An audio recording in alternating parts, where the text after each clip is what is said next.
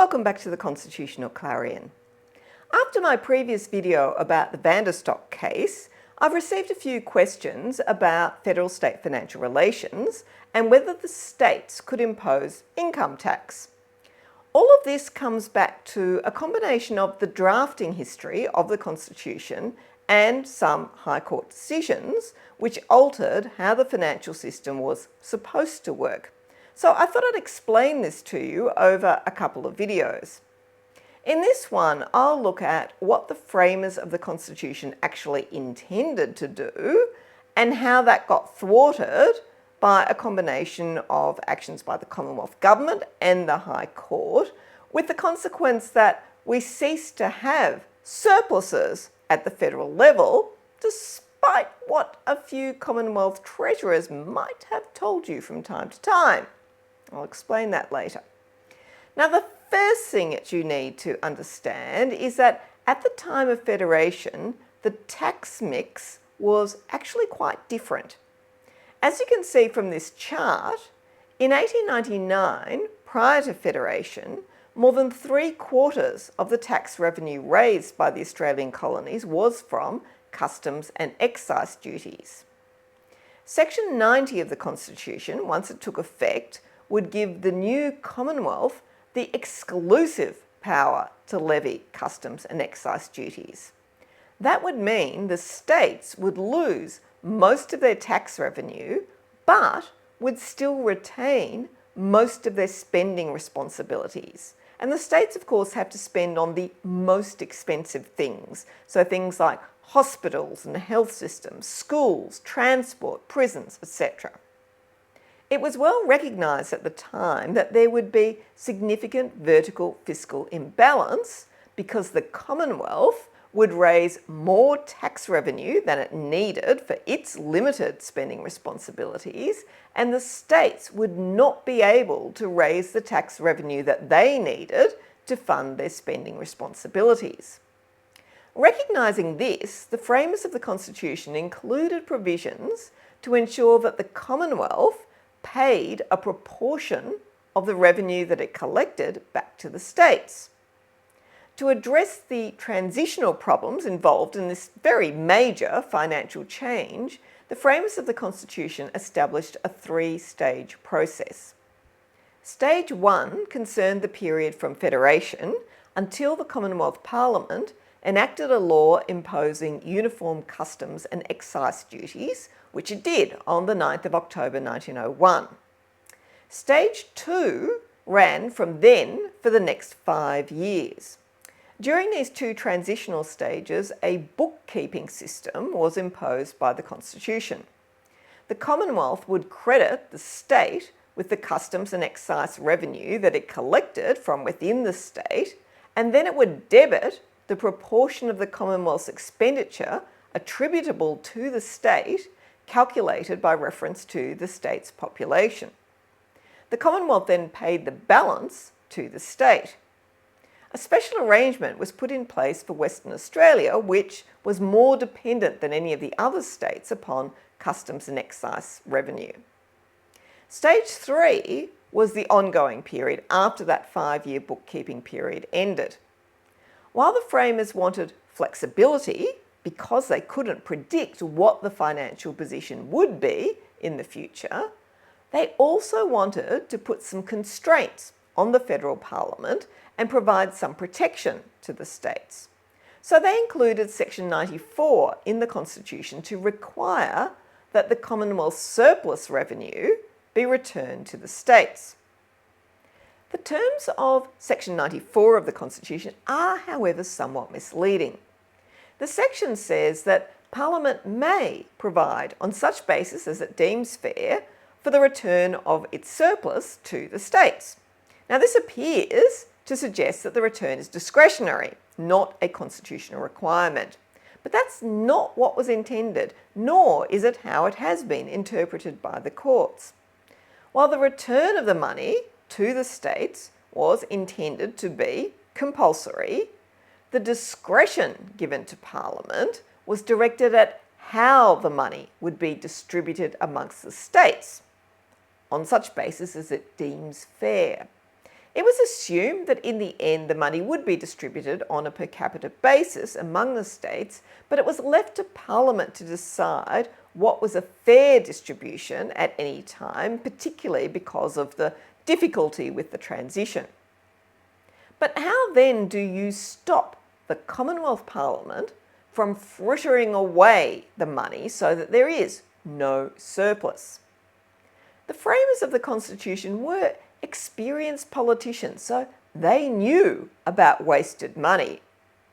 Delegates to the constitutional conventions argued that a system that leaves the government with a large surplus inevitably leads to, quote, a system of waste and extravagance, unquote, and gives rise to a temptation that should be kept out of the hands of the federal treasurer. Charles Kingston aptly observed, "There is nothing which conduces more to the reverse of sound finance and good government than an overflowing treasury." Edward Braddon from Tasmania proposed that to ensure the money was returned to the states, a provision should be inserted in the Constitution requiring the Commonwealth only to spend a quarter of its revenue from customs and excise duties and pay all the rest of it to the states. And this was put into the Constitution as Section 87. Those who objected to this called it the Braddon Blot. The combination of Sections 87 and 94 of the Constitution meant that 3/4 of the Commonwealth's revenue from customs and excise duties and any additional Commonwealth surplus would flow through to the states, giving them guaranteed strong revenue flows. This was the position when the Constitution was put to a referendum of the people in the colonies in 1898. But it didn't gain the requisite minimum amount of support in New South Wales, and therefore it failed. At a meeting of the colonial premiers in January 1899, some compromises were made. One was to limit Section 87 so that it applied for a minimum of 10 years, but could later be terminated by the Commonwealth Parliament. This was to satisfy the concern of New South Wales that if the Commonwealth could only spend a quarter of the revenue that it got from excise and customs duties, it would then hike those taxes up, making them very high, so that its quarter became a lot bigger, and that would affect the economy in the state. The second compromise was to insert Section 96 in the Constitution, allowing the Commonwealth to make grants upon conditions to the states where this was needed. Such a provision had previously been rejected by the Constitutional Convention in Melbourne in 1898. There was a concern that the states would become supplicants to the rich uncle of the Commonwealth, which would then exact terms for providing them with the money. Richard O'Connor, later a High Court judge, was worried that this would sow the germs of corruption and improper influence. Dr. John Coburn thought it would certainly sap the independence of the states by placing the federal parliament as a sort of Lord Bountiful over the states. He was rather prescient in his warning that we may as well strike out the provision that all taxation shall be uniform throughout the Commonwealth if we are to contemplate that after the taxation has been raised, the proceeds may be handed over to any one colony. In 1899, the intention behind inserting Section 96 was to avoid the necessity of again having to impose higher uniform Commonwealth taxes, affecting the more prosperous states such as New South Wales, in order to provide a sufficiently high per capita funding to the more financially needy states, being the less populous ones such as Tasmania. It was also seen as a quid pro quo to the less populous states for the potential loss of that Section 87 revenue.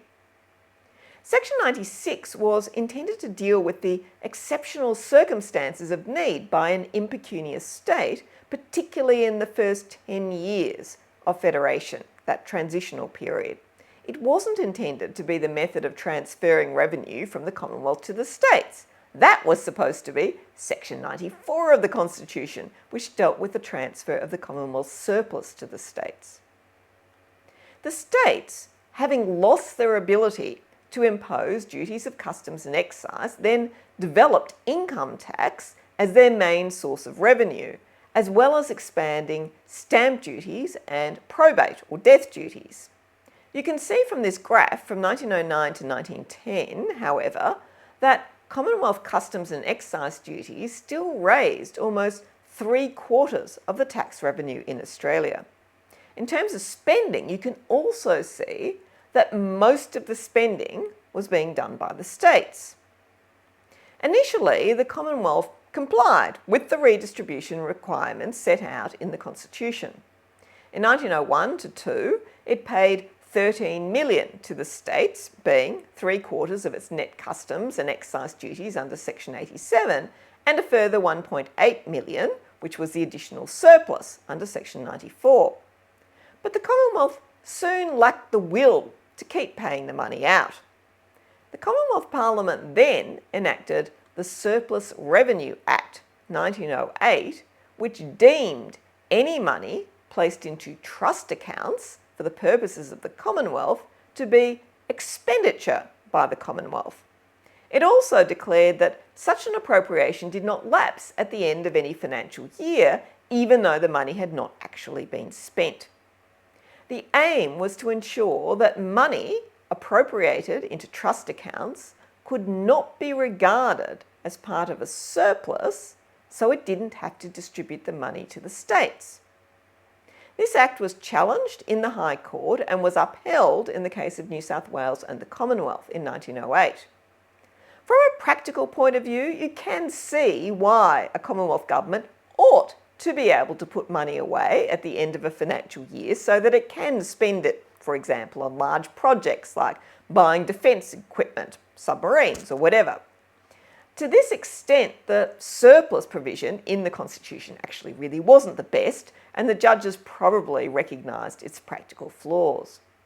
However, it also seems likely that the High Court thought that the Commonwealth government would not be so disreputable as to use this mechanism to prevent money ever being transferred to the states under Section 94 again. But that's precisely what the Commonwealth did and continues to do. There has never been a surplus since 1908, because if there was one, the money has to go to the states. Now, whenever I've seen an interview with a Commonwealth Treasurer proudly spruiking his surplus, I've always wanted to see a journalist ask, right, well, that's fantastic. When are you sending the surplus on to the states under Section 94 of the Constitution? It would have been great to see the Treasurer's face when that was asked. But all Treasurers ensure that there is no surplus, because any additional money is appropriated and hidden away in hollow logs or trust accounts to thwart the application of the Constitution. When I used to work a long time ago in the New South Wales Cabinet Office, I actually did once ask the New South Wales Treasury to check that the Commonwealth still did this, just in case they'd forgotten. But no, they still did it and they hadn't forgotten. Undermining the Constitution is apparently as regular an annual practice as running the Melbourne Cup, and is a more reliable bet because the Commonwealth always wins. In 1911, the minimum period of the application of Section 87 of the Constitution expired, so the Commonwealth Parliament immediately shut off the payment of 3/4 of its customs and excise revenue to the states. Instead, the Commonwealth made some per capita grants to the states, but in much lower amounts. This was now a matter of Commonwealth discretion rather than a constitutional obligation. Commonwealth payments to the states dropped from 17 million in the final year of operation of Section 87 to 11.2 million the following year. The more populous states, however, managed to support their economies by developing direct taxation, such as income tax. The less populous states still continued to struggle. Western Australia required special grants to support it in 1910, and Tasmania also required emergency funding in 1912. Now, there's more to this story, which I will explain in a later video about how the Commonwealth took income tax from the states. But hopefully this video has explained to you that the framers knew that the Constitution they were drafting would create quite bad vertical fiscal imbalance, and they recognised that they needed to do something to alleviate it. They tried putting a system in place that would ensure that tax revenue collected by the Commonwealth would be transferred to the states. But that system was thwarted, first by the 1899 Premiers' Conference, which made, I think, fairly ill-considered compromises, second by the Commonwealth Parliament, finding that cunning plan of avoiding the constitutional requirements in Section 94 and also cutting off Section 87, third by the High Court, not striking down that Section 94 ruse, and fourth by successive Commonwealth governments who've maintained that ruse with religious devotion. The consequence has been that money is instead granted to the states under Section 96 of the Constitution, which allows the Commonwealth Parliament to make these grants on such terms and conditions as the Parliament thinks fit. It means that the Commonwealth can interfere in and seek to control all sorts of things otherwise outside Commonwealth power under the Constitution by placing conditions on grants to states. This increased the inefficiency of the federal system and the size of the federal public service. Thank you once again for watching the Constitutional Clarion. I'll return next time, possibly with the one about income tax. And as always, I look forward to seeing you again next time. Goodbye.